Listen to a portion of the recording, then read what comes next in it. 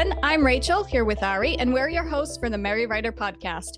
This week, we're on episode 168, and we're asking, should religion be included in your character profiles? Before we dive into the topic, don't forget to subscribe to the podcast wherever you're listening if you haven't already. And if you enjoy the show, please share it with friends and feel free to write a review. So before we actually dive into the topic, I do want to stress that this episode isn't going to be in-depth information about all the various religions in the world. We're not going to get too political or anything like that. We just want to talk about whether or not you and or your readers should know what your character's beliefs are. And religion can say a lot about that. So your readers may not need to know your character's religion, but as a writer, it may be good for you to know because it can really aid in the character development. The religion can help drive your character's beliefs and their motives throughout the plot, and it'll also help show how they interact with other characters. For example, if they share the same beliefs as someone, chances are they'll probably get along. Or if they have vastly different beliefs as someone else, it's a good way to get them to clash.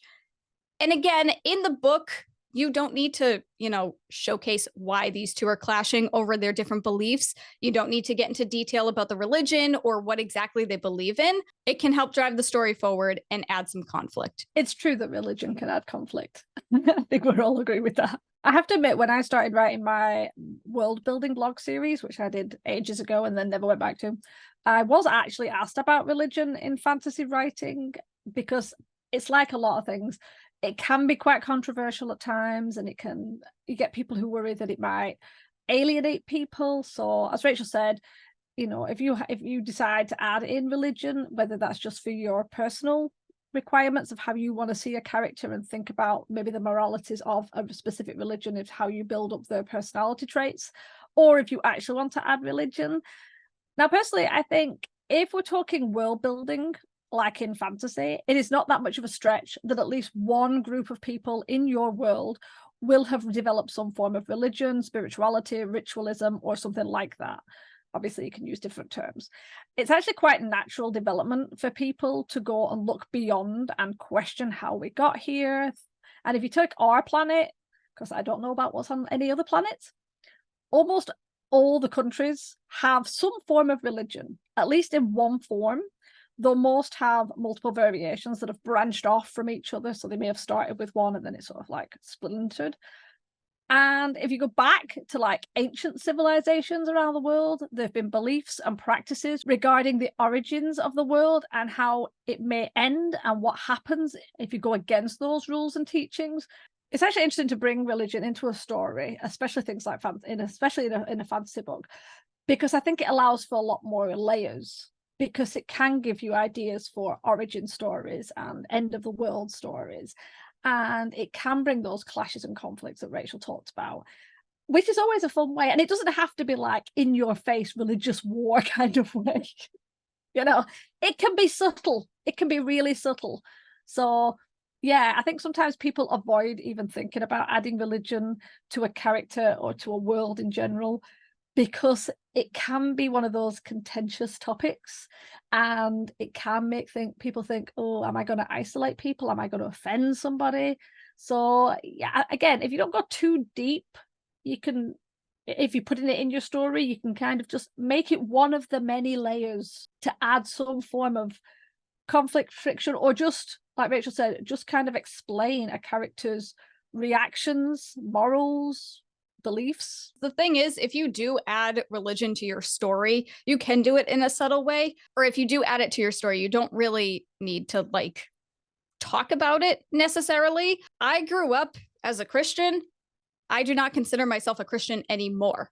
So from what I believed when I was younger, I don't necessarily believe in that anymore as an adult. So in a way, you can think as my personal character development as I grew up has changed so much. And that can be the same for your character, because not only does it mark their values and beliefs and morals and all that fun stuff, it also shows how they grew up. Did they grow up in a household where their parents were heavily religious and they pushed that onto their kids?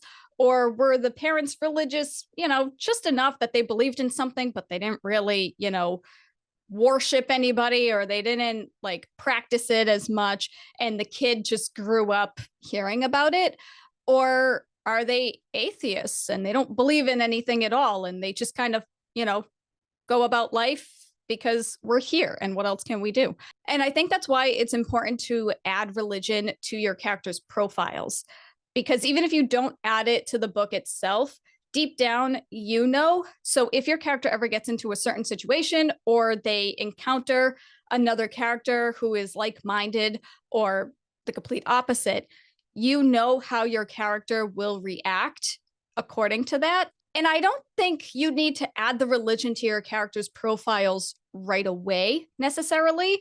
Obviously, you can write the character in your story, and if something comes to you, you can add that. Like, it's not adding the religion to your character's profile isn't a requirement, obviously. But also the other thing with Ari said about world building, especially in fantasy, you can make up your own religion, in which case that'll add character development on a whole nother level. It doesn't necessarily need to be true to life. You could just take inspiration from true to life religions and see what your character does with it. No, I actually like making up religions in my stories, because, as I said, it's very unlikely you get large groups of people spread out where there isn't some form of questioning, and a lot of rules and regulations that come with groups of people often come through from religion. So depending on what your rules and regulations are for your different groups of people, whether they are ruled by a king who is ordained by a god, or whether it's a tribal leader, if it's just like a committee of people who are maybe the oldest people in that area and their wisdom is what guides them, there might be someone right at the bottom of the there might be somebody on the in the group that's not part of the committee who might look at them and think, wow, it's almost like they're able to know the future because they're able to guess and suggest what's coming, and because they can see the signs, and it might become this, wow, there's some almost like religious divinity to them, when really it's just they've been there, they've seen everything, they know what's coming, because we can guess our future by what we do in our past, kind of thing. And I kind of like that you can add these extra layers. So I've always enjoyed reading books where there's been little like pockets of religion or spirituality dotted in, whether it's reading a book about mermaids and they have like some sort of sea god that they go to, or, as I said, the idea of maybe a story where there's somebody at the top who rules everyone, starts to think of themselves almost godlike and creates their own religion from it. I always enjoy those sorts of stories.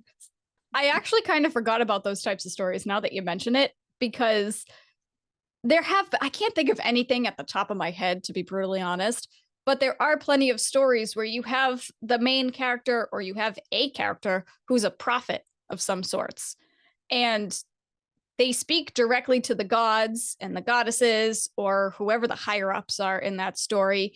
And from whatever they learn from the higher beings, that's what kind of dictates what happens throughout the story, and it kind of dictates their own actions.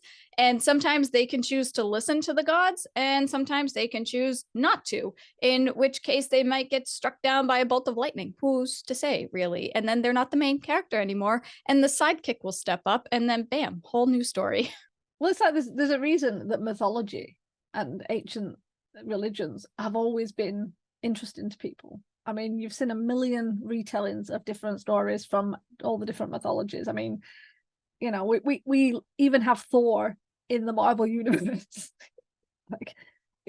So it's like having some form of, as I said, religion, divinity, spirituality, or even like a falsehood of it, where, as you said, you could have someone who just thinks that this group of people are touched by God or have some sort of higher power, when really they're just fixing everything or aware of it because they're cheating. Who knows?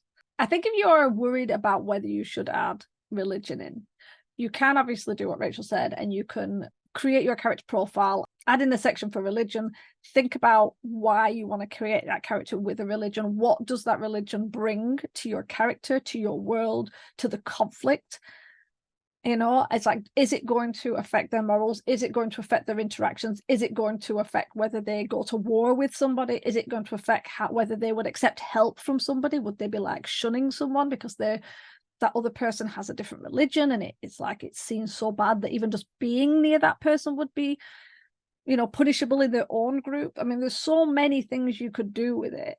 And as I said, I know some people can get a little bit like, oh, should I add that in? Is that going to be, you know, controversial? Is that going to be driving readers away? In the end, I don't think you can always think about what's going to drive a reader away, because there's too many readers. And what somebody likes, somebody else is going to hate. I've read books that had religious themes that religious people loved, and then other religious people hated. So it really doesn't matter. In the end, you've got to remember that some people are going to love your book and some people are going to hate your book. And if you spend all your time tying yourself in knots about whether or not you should add this or add that, because it might upset someone. Obviously, if you're going out of your way to do or say something really offensive and you're trying to get an aggressive reaction, maybe that's a bad idea. But if you have a point and an idea with your story of where it can go, and it can add to the conflicts and the tensions and the flavor of the world building, that's good. And as much as, you know, religion and politics can stress people out and divide people, we're talking fiction. This is what we're talking about. So it's okay. You know, I appreciate there have been books in the past where some writer has written something and then some group has gone a bit, you know, they've taken it a certain way, thinking it means something it didn't, and that it was against a certain religion. And that does happen. But yeah, I wouldn't let it hold you back if you wanted to add it in. I think in a nutshell, you should have religion in your back pocket, so that whether you decide to include it in the actual book itself or not is totally up to you. If it serves a purpose, then add it. And if somebody gets offended by it, then they're not your target audience.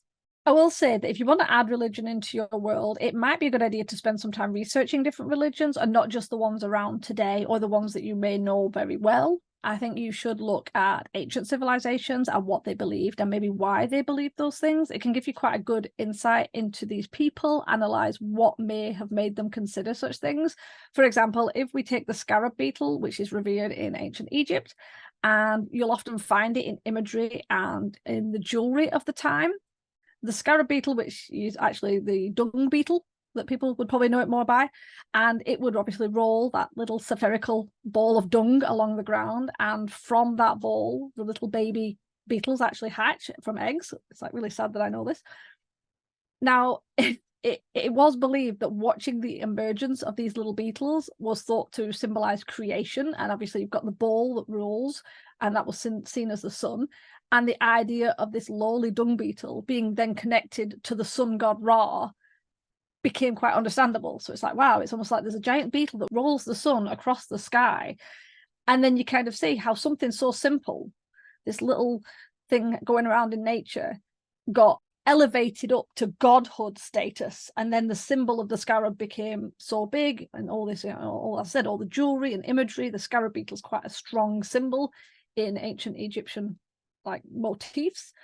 So even something like that you can drop into your world. You don't even need to go into depth about, well, this religion or that. You could have something small like a symbol that may get explained later on, or just something that's just enough to explain there's something deeper within this group of people, or within this character, or within this land. So it's just an idea. But I do always recommend that you obviously look into different religions and read up on them. And obviously the only other thing I'd suggest is, if you are going to add a religion to your story, be more respectful, especially if you're going to have a religion that is either one that is active now or that is mimicked off one now. You know, trying to avoid some of the more heavy stereotypes of religions that could cause some issues. You know, I did say about like, oh yeah, people will get, you know, people worry about getting offensive. Again, it usually comes down to aggressive stereotypes that kind of cause issues and wedges. So yeah, that's my one little point. But again, we're talking fiction and we're talking fantasy most of the time, so it's always better to just create something that's completely new. That's a good way of doing it. Well, you can certainly create something new. And I did not know that about the dung beetle. So that was a fun little tidbit. I appreciate that. But as Ari said, try talking to people that practice a religion, like a real life religion, if that's something that you want to utilize in your stories, whether you practice that religion or not. Talk to other people that actually do practice that religion. And I'm not saying talk to just one person about it, because everybody practices their religion differently and they all perceive it differently. So get a few different opinions and see how other people practice their religions, and take little bits and pieces from each story, and you can add that to your book. Or again, as Ari said, you don't really need to add it into the story itself. You could just drop little hints, because a lot of the times it's not necessarily a bad thing for your readers to come to their own conclusions. So if you just drop little bits about what your character believes in, then you don't necessarily need to call a religion by name or anything like that. You could just take some of the practices of it and figure out how your character will handle certain situations and handle certain characters in the book.